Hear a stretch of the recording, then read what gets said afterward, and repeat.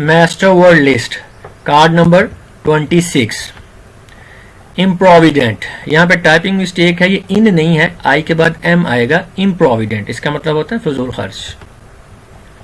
Viewers, अगर आप ये वीडियो पहली दफा देख रहे हैं तो ये जो नोट आपको नजर आ रहा है इसको एक मरतबा जरूर पढ़ लें। इनकैंडिसेंट, दहकर सफेद और तेज रोशनी देने वाला, यानी कि ताबिंदा या तांबा।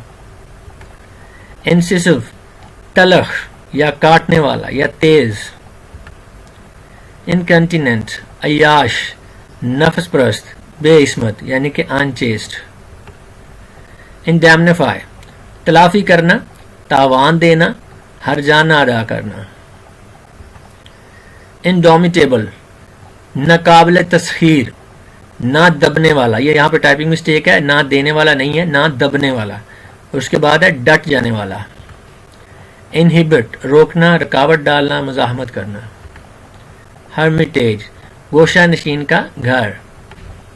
होक्स, हंसी हंसी में दिया हुआ झांसा या बेवकूफ बनाना। हीयू, रंग या पहलू किसी बात का। Thank you.